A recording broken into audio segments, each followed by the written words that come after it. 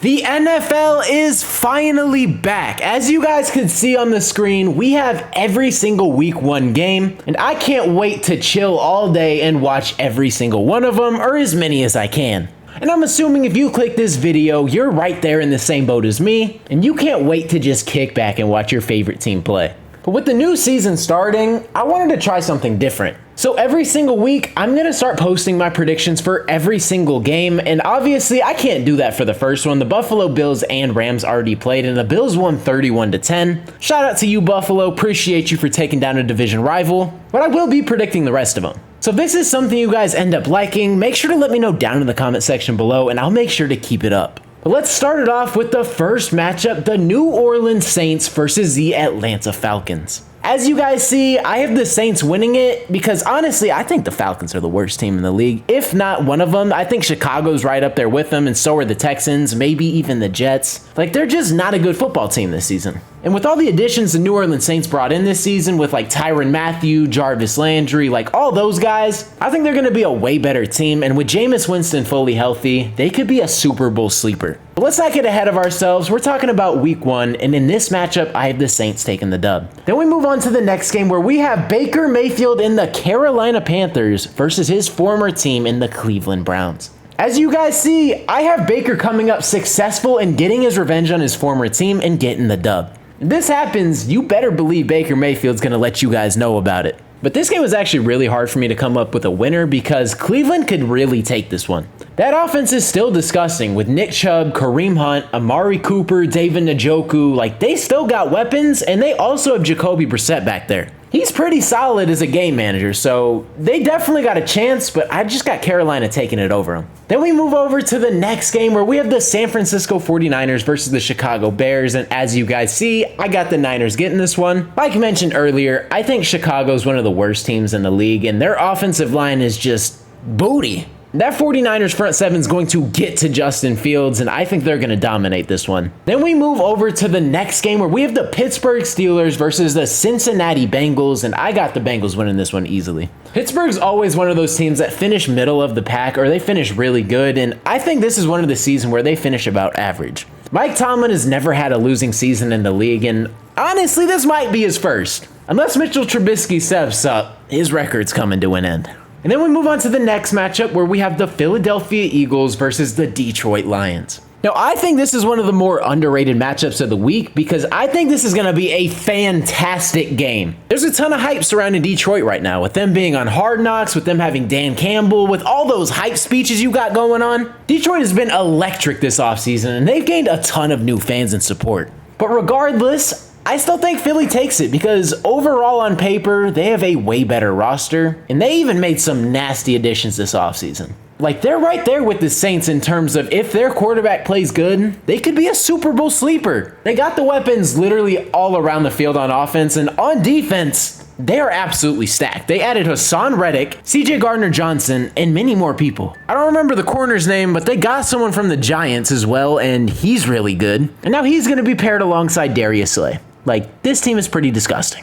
But let's move on to the next one where we have the Indianapolis Colts versus the Houston Texans. And everywhere I'm seeing this game get predicted, I've seen a lot of people take Houston. Like, maybe I'm overrating the Colts and they're actually not going to be good this season. No, I'm just playing. I think the Colts are going to be solid. I think they're actually going to be better than they were last season because they don't have Carson Wentz on the team. Although he put up solid numbers, this man ran around that field like a chicken with his head cut off. Matt Ryan is more of a game manager, and he's going to get him through the close games, and I don't think this one's really necessarily going to be close. And in the end, I think Indianapolis takes it. Then for the next matchup, we have the New England Patriots versus the Miami Dolphins. This could be a really good game as well, as the Miami Dolphins are a completely new offense with Tyreek Hill in there. They're able to do so much more, and with Mike McDaniel as the head coach, he's going to get that offense going. And their defense ain't no joke either. That secondary is elite. Miami went all in this offseason, but unfortunately, I have them dropping this one to the New England Patriots because I feel like Bill Belichick and Mac Jones are going to have something cooking. And you know how these Patriot defenses are. They be holding teams to low-scoring games, and, you know, even though they're a dynamic offense, they might hold Miami to a low game. Who knows, but I got New England taking it. Then we move over to the next one, and I'm not going to talk about this one much. It's Joe Flacco's revenge game against the Baltimore Ravens. I don't think he's going to get it. I think Baltimore's going to come in here and absolutely decimate him. End of story. Then we have the Jacksonville Jaguars versus the Washington Commanders. Two pretty level teams if you ask me. Jacksonville made a lot of additions this offseason, especially on the offensive side, signing Christian Kirk to a massive deal.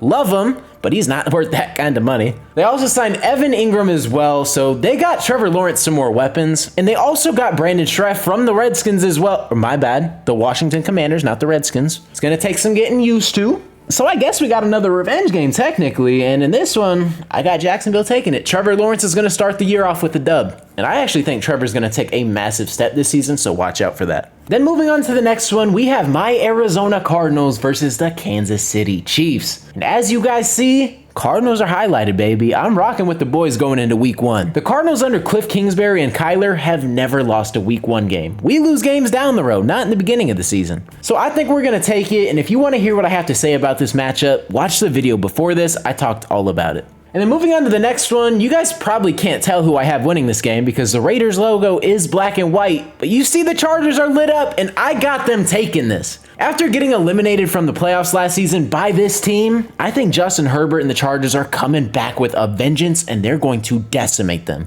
All right, maybe decimate's an overreaction, but I think this is the game of the week, actually. If I had to pick a game that I'd be tunnel visioned on and I think is going to be the most competitive, it's probably going to be this one. When I said decimated, I was overreacting big time. But you know, it is what it is. And then moving on to the next one, we have the Green Bay Packers versus the Minnesota Vikings, and as y'all see, I got Minnie taking this one. Although Aaron Rodgers is a GOAT and he can get basically any receiver involved, I just don't think he's going to have enough coming for this offense. I think Minnesota and Kirk Cousins are going to game manage their way to like 21 to 24 points, and the Packers just aren't going to be able to score that, and they're going to fall just short.